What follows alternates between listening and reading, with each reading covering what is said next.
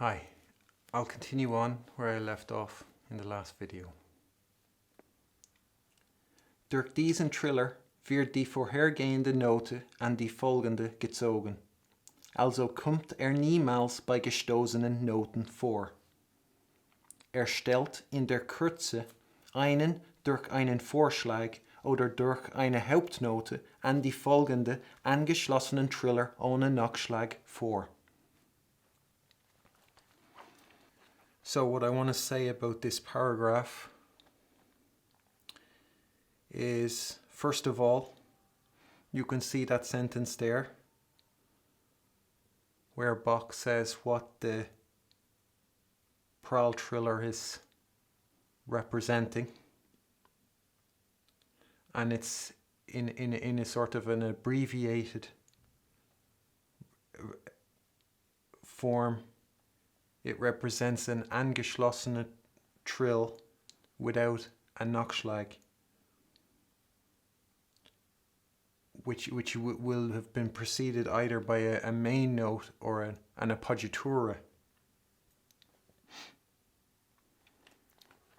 So, edition shot, if they were, their overgeneralization of what the Trills trill is meant to represent makes it incorrect. And it doesn't represent a shortened trill.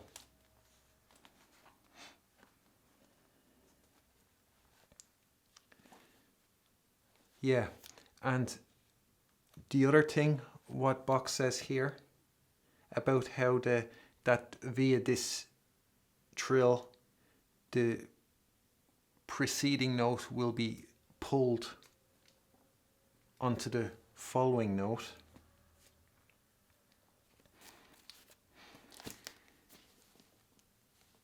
This is something, this is again the sort of information that can easily be kind of overlooked or passed by quickly and forgotten, but has got a lot of, without a person realizing the value of that and the value of retaining that information. And so the first thing I want to say about it is the way I'd understand it. I mean, the real way to understand what Bach is saying is to experience it, to discover it in your playing, in how you play.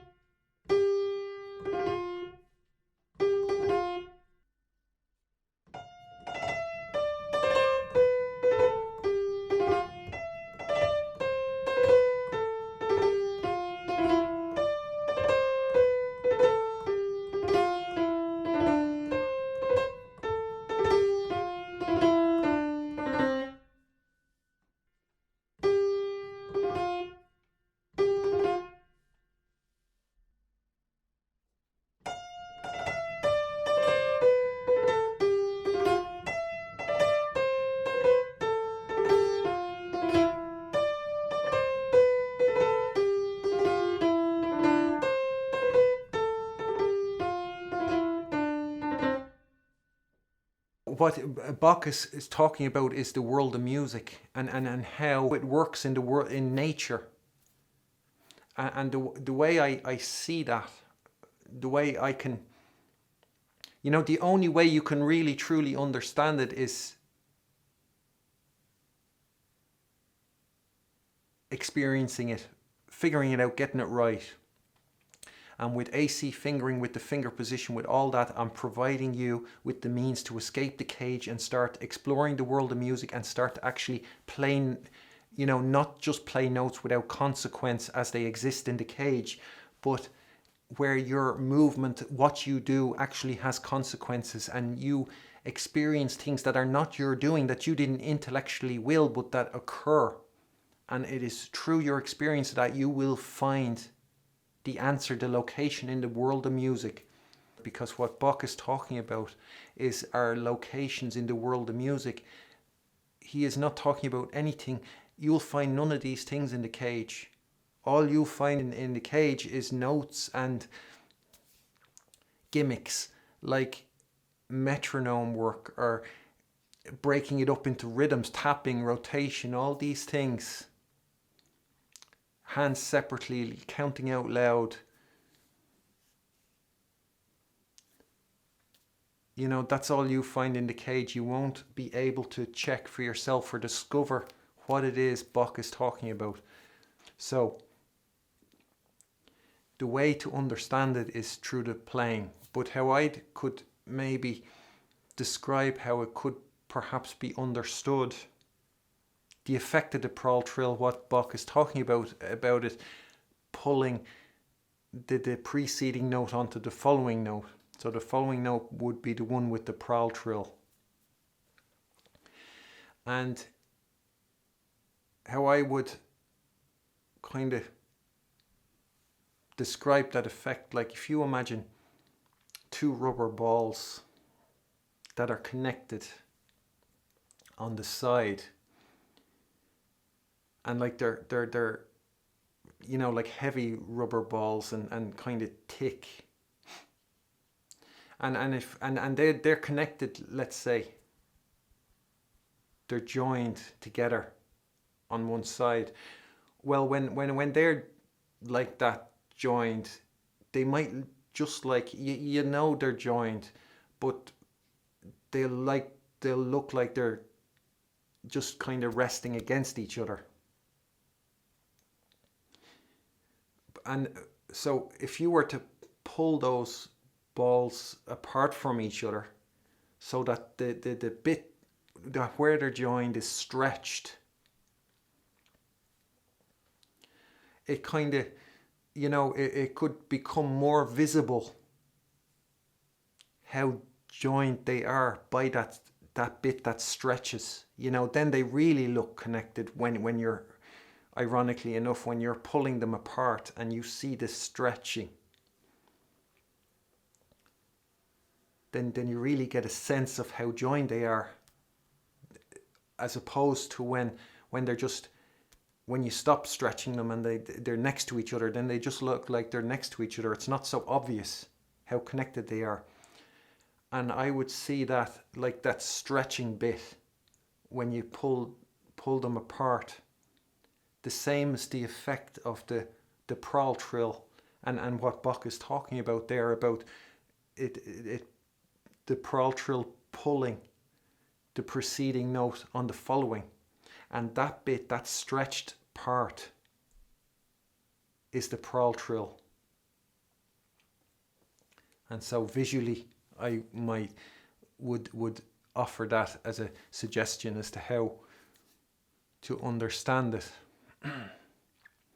And so that's the one thing about that. The other thing is,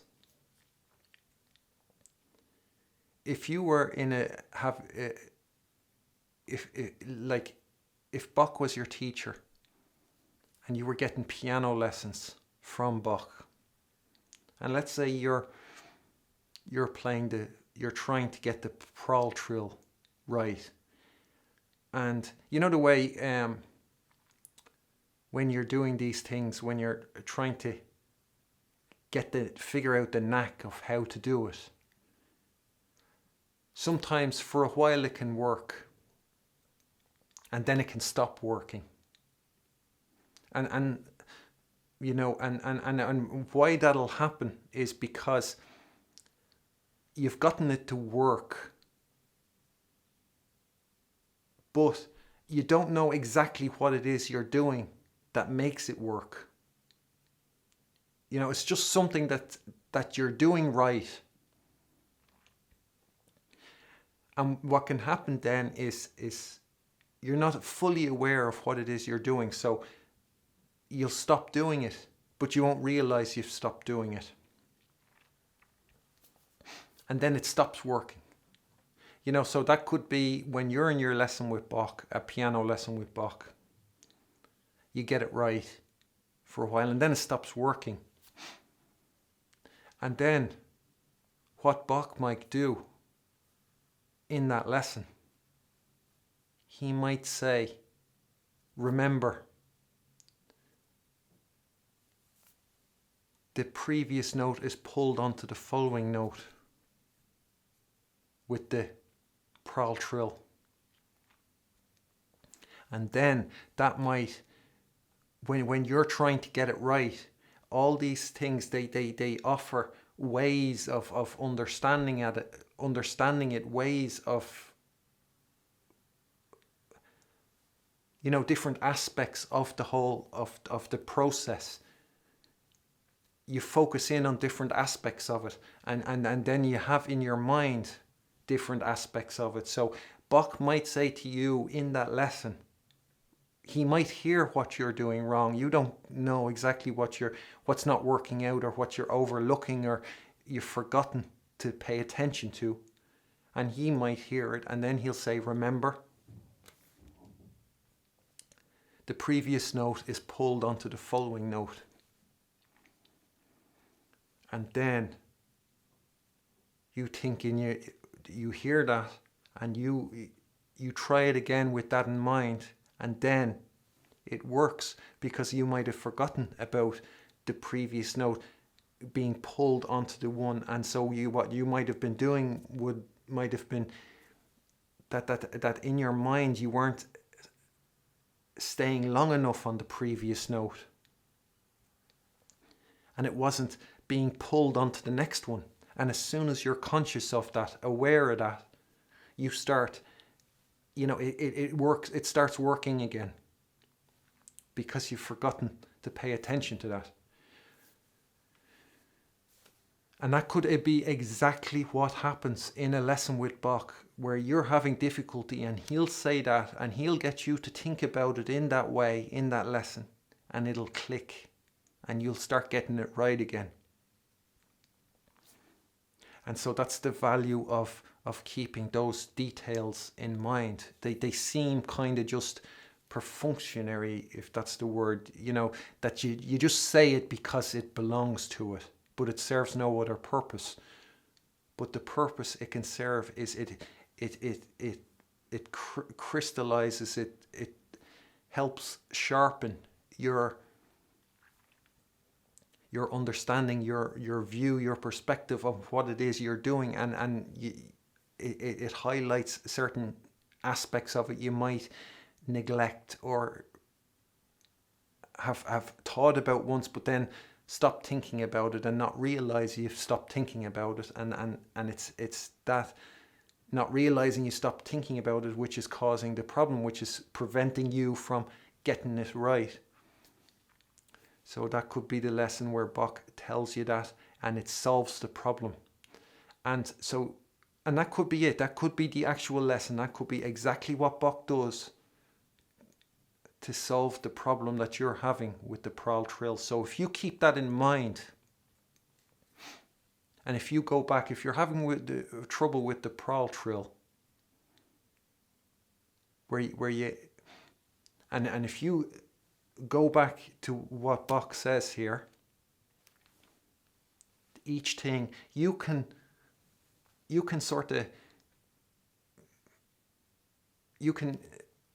like Bach's role in the lesson can be actually sort of replaced with that, and so you can put his words back in his mouth, and you can have Bach tell you again that what you need to hear in order to properly think about it or figure out what's going wrong. So that's how it can be very helpful when you go back.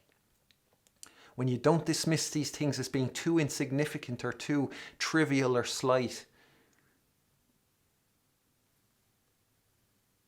they can be the key to solving whatever problem it is you might be experiencing when trying to master the pral trill. Especially in those times where you had it once and then it slipped away and you don't know what it is you're not doing or what you were doing before. And it's that way of thinking about it, remembering that the preceding note is pulled onto the following note by means of the prowl trill, and that you have a sense of that happening. It can change the way you perform that, and it can mean the difference between getting it right and not getting it right.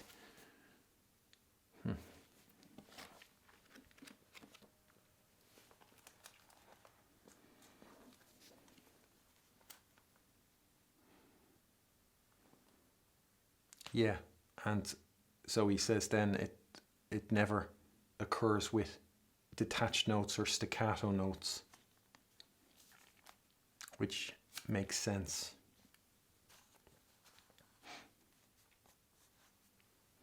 And as well, these details, they are as well at the checklist.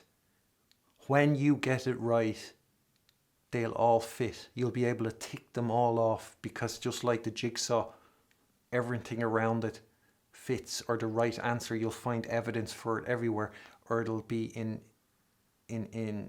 harmony with everything Bach says. When you get the right answer, you can go back over all these details and think, yes, that is what is happening. And it can always be a way to, fine tune it or refresh your, just sharpen your perception, because it can get, you can stop, the more often it's like a perfume. You can stop smelling it. And when you get used to it, and that can happen the same with aspects of music to a greater or lesser degree, I'd say. Yeah. Okay, so I'll leave it there, and I'll pick up where I left off in the next video. Thanks. Bye.